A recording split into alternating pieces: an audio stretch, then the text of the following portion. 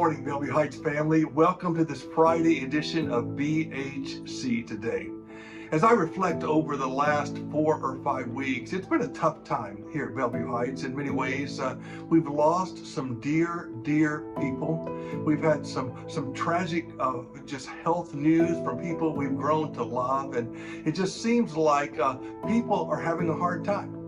Someone once told me, if you have family, you have troubles, you have problems. No one is exempt from problems.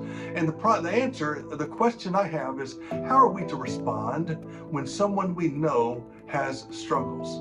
How are we to respond when someone we know is going through a very difficult time? It is sometimes difficult to know exactly what we should do. You know, his name was Job. The Bible tells us that he was blameless and upright. He feared God and he shunned evil. There was no one like him on the face of the earth. And in the twinkling of an eye, in one day, he lost everything. He lost all of his livestock. He lost all of his crops. He lost all 10 of his children. Job's world turned upside down. As news spread about this tragedy, people just didn't know how to respond. Job? It happened to him?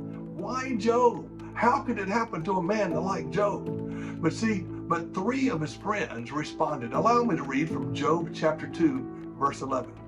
Now when Job's 3 friends heard of all of this, the evil that had come upon him, they each came from his own place. Eliphaz the Temanite, Bildad the Shuhite, and Zophar the Naamathite. They made an appointment together to come and show him sympathy and comfort him.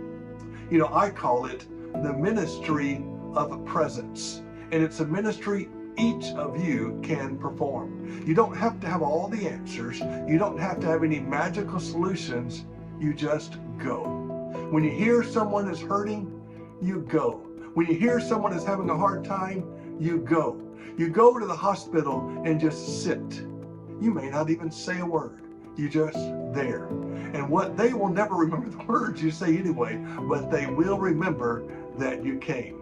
Friends, the important thing is to come to their side and show them that you care. When something happens to a friend or family member and we don't know what to do, the ministry of presence can be a powerful tool. Although I have much to learn, I have learned that my presence is more important than my words. I don't have to have all the answers. I don't have to know the reason why things happen. I just go to them and let them know that I care. I sit and I let them know that I am there. It was a phone call I will never forget. It was a tragedy among tragedies with a member from our church.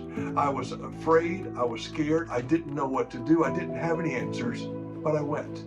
And I sat by this family's side at this very critical time in their lives. And I don't even remember if we talked or we discussed, but we just sat and talked and prayed and sat. And years later, they will say it was one of the most meaningful times of me coming to them. And as I look back on it, I didn't do anything. I just came.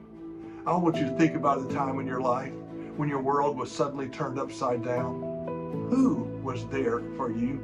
You probably don't remember a single word that they said, but what you do remember is that they came. It is the ministry of presence. May we learn from the friends of Job the incredible healing power of going to someone in time of needs. May we all learn to practice the ministry of presence. May God bless you today and be encouraged.